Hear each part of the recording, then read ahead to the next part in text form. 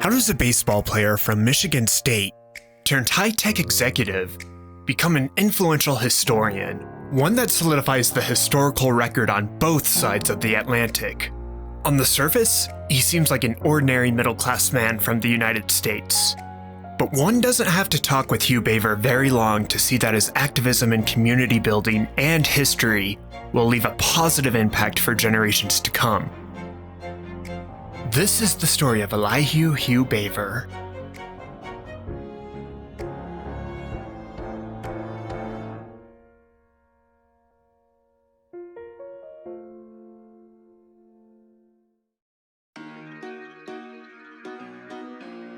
Hugh was kind enough to do an interview with me. Despite the loud traffic that is common in the Dominican Republic, he was able to share his story of how he went from a Fortune 500 executive into a historical activist and charity organizer in the Dominican Republic.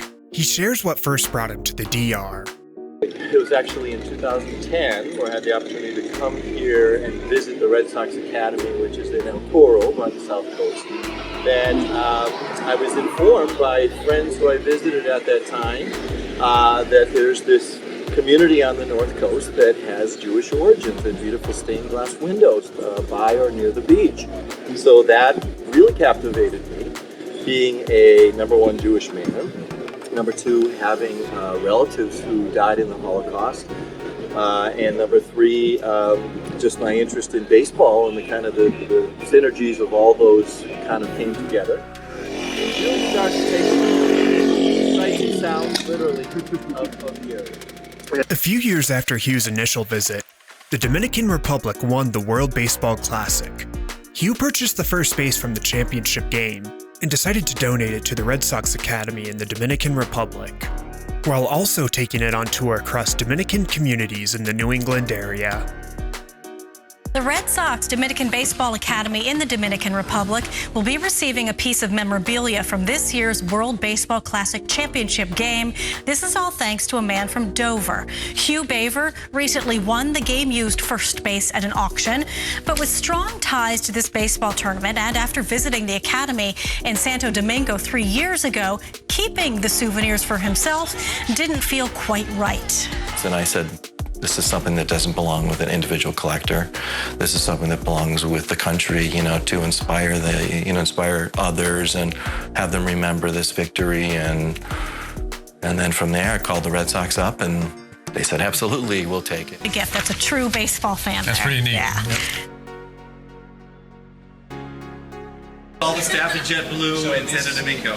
Yeah, this is Sos, just saying thanks to you, Mr. Hugh Baver. I appreciate it very much, sir. After donating the base, Hugh was able to visit the north coast of the country and was able to explore Sosua, the home of the Jewish refugee settlement. The Dominican Republic had one of the most welcoming refugee policies for Jews fleeing Hitler. While exploring, Hugh came across a life-changing coincidence. It happened to be on the same weekend when there was a synagogue service that took place right here. And it was actually the Israeli Dominican ambassador came. His name was Abridged Mansour, and he came and spoke to the congregation at that time on a Friday night Shabbat service about the significance of what was going to be happening the following year, which was in 2015. And that, of course, was the 75th anniversary of the founding of this community. Follow-on Saturday night ceremony, which hosted the German ambassador as well as the Israeli ambassador, which was the very first time ever that two ambassadors from countries obviously involved in the Holocaust actually came and sat together. So that was a Holocaust commemoration service where 6 beams, 6 torches were lit to fit into the 6 different depositories or holes in this Jewish star, Mogen David, which is over at the beach, each representing 1 million of the 6 million Jews who perished. An extremely inspiring couple days for me, and kind of made me feel like I was on this track that I should be doing something, and it brought out a huge sense of responsibility and continued interest in learning more about the story and telling others about it. Hugh returned to New England, but with a newfound sense of responsibility.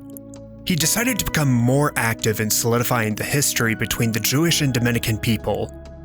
Hugh began the lengthy process of forming a non-profit organization, which would be named Sosua 75. 75 would signify the upcoming 75th anniversary of when the first group of refugees arrived in Sosua. A group of historians and community organizers would eventually fill the board of the new nonprofit.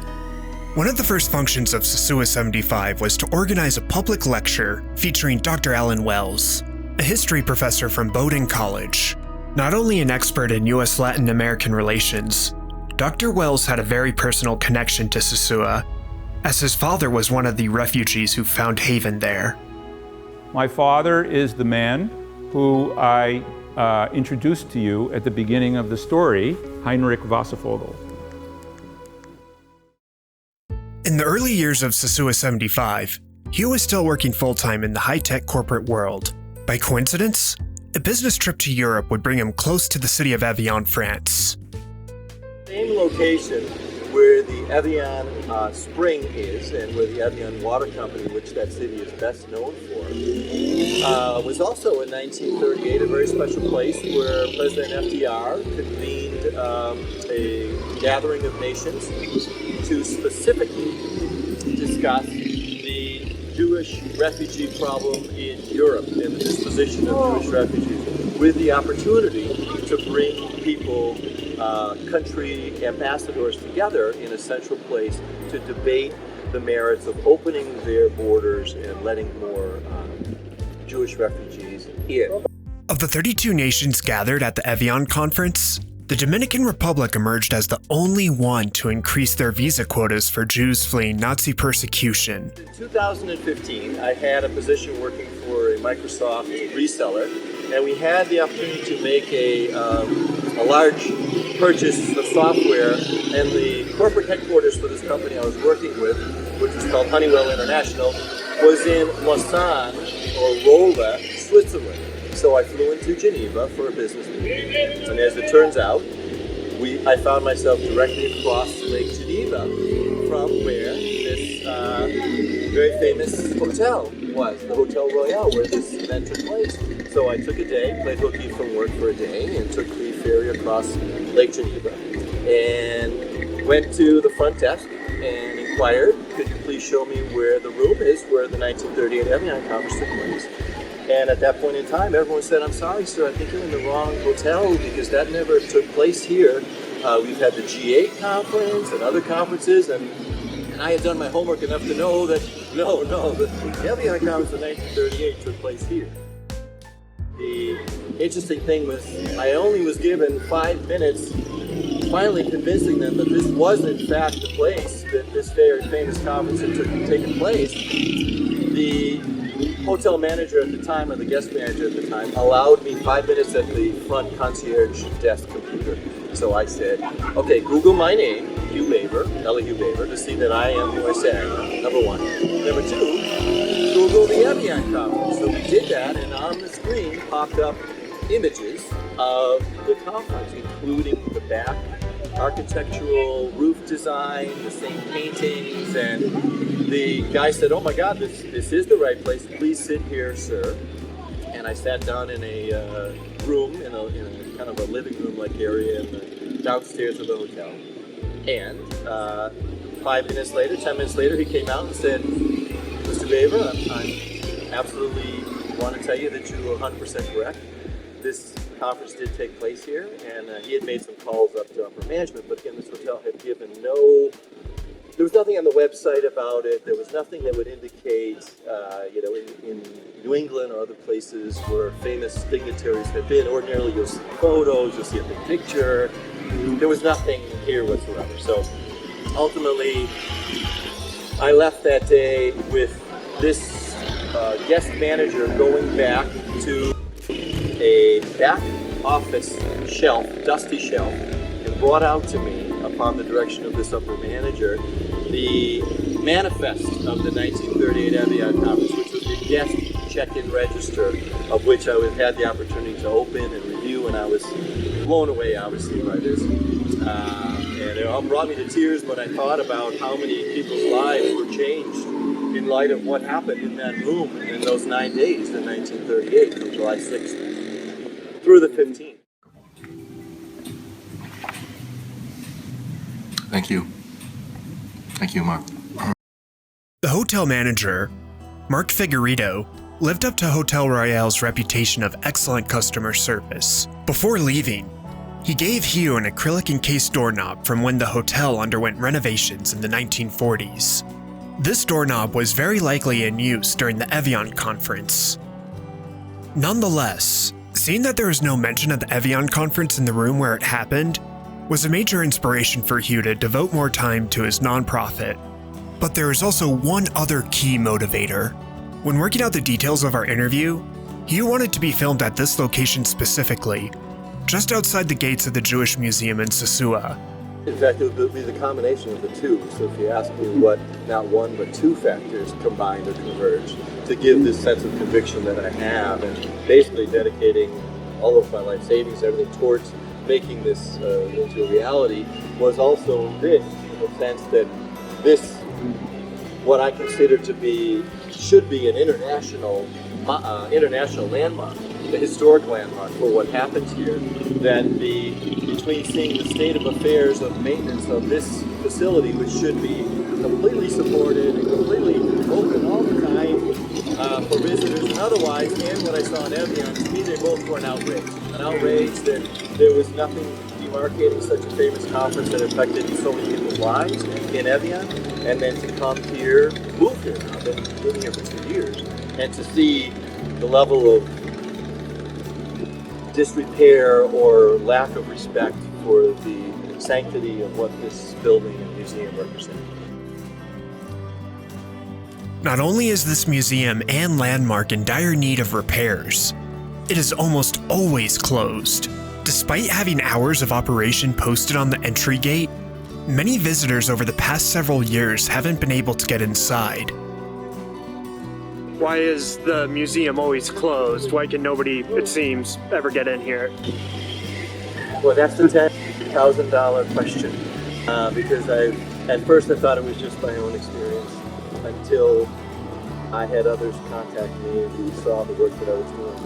Equally said, I went there, I tried to get in, there was a guy there, but he said it wasn't open, and that's been a consistent message that I have heard from others who know the capacity that I'm working in here, as well as a very significant experience which happened in 2019 when a very prominent rabbi from the United States, along with his entourage, a month ahead of time had planned to come here. There's a lot of planning led up to it, but part of their stay was to be able to come here and get in to see this. So even with a month of planning and advance notice, we ultimately pretty much almost had to climb over the fence and get into the facility where there was no electricity on. Looking, I had already been in here a couple times, but they came in with having to use their cell phone flashlights to see things on their own. So I wish I really knew that answer, and that question should really be asked of the managers of this facility, because it's a precious resource for many reasons, which is being underutilized. The status of the museum in Sosua, along with the absence of any memorial at the Royal Hotel in Evian, led Hugh to decide that his non-profit goals would require full-time dedication. He resigned from the corporate world and invested a substantial amount of his own money to the mission of Sosua 75, to educate and remember.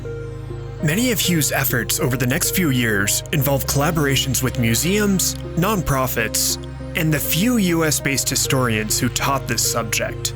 Hugh was starting to become a subject expert on the history of Sosua, and Sosua 75 was starting to build momentum.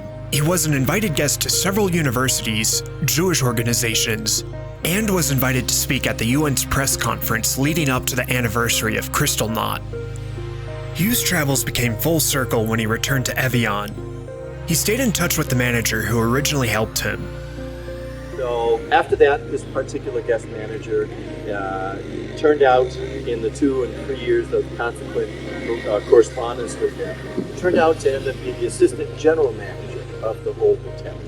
And he and I collaborated and worked together towards 2018, where we had an Evian Revisited 80th anniversary commemoration of that conference, of which subject matter experts came, and it turned out to be a really notable affair. This new conference would memorialize those fateful few summer days in 1938, where the Dominican Republic emerged as the only nation to increase visas to the Jews of Europe. Evian 2 would include a ceremony of dedicating a new plaque, informing future visitors of the historic conference that took place there. In recognition of his efforts, the city of Evian surprised him with a key to the city. In attendance at the ceremony were representatives from multiple governments, philanthropists, and educators. One of which was Dimitri Anselm, of the education organization called Facing History and Ourselves. This organization is the global leader in providing Holocaust curriculums, and has trained over 10,000 teachers internationally. Hugh and Dimitri started to plan a new, third Evian conference. The original 32 nations would be invited, but this time they would be represented by college students. It would function as a continuation of this history to the next generation on a global scale. Would be that the next gathering here at this beautiful place would actually be a global gathering of young people. Evian 3 would receive recognition from the EU. For the third edition of the Evian Student Educational Leadership Conference. Congratulations to Elihu Baver and his team. Evian 3 was originally scheduled for 2019, but had to be rescheduled when a funding underwriter backed out. It was scheduled again for 2020, but due to COVID, it has been postponed indefinitely. However, Hugh and Dimitri are committed to turning Evian 3 into a reality when life returns to normal. Despite fundraising challenges, 2019 would still be an excellent year for Hugh and Sosua 75. La marcha de la vida, unidos para hacer la luz.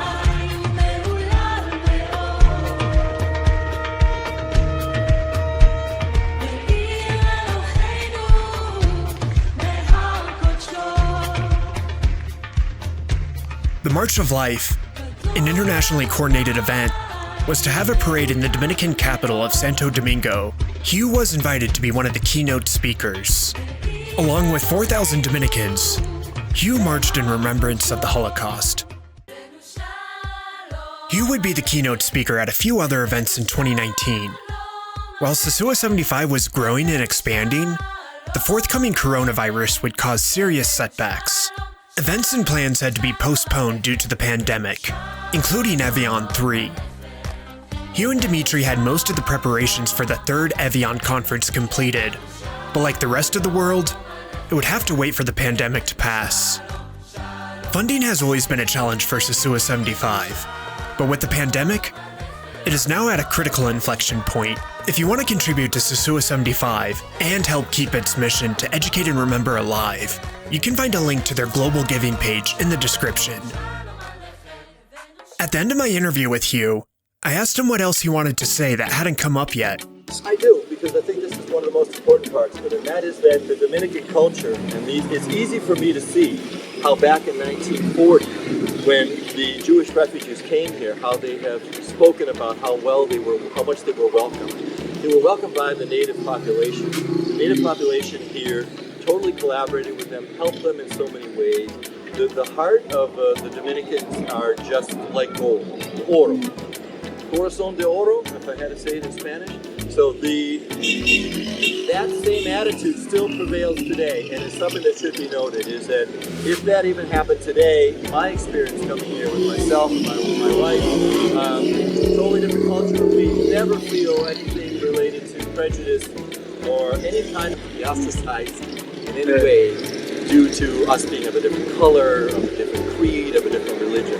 So that was a central part of why this country should be celebrated for what they did. And it's the reason why I'm so inspired to make sure this facility gets upgraded to a point that it could be a proud thing.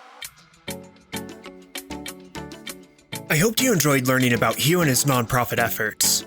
If you want to see more videos like this, let me know by liking and subscribing. Be sure to check out my series about the history of Sosua that goes into much more detail of how and why the Dominican Republic had such a gracious refugee policy. A big thank you to the patrons who support this channel, including VIP patrons Marnie and Steven.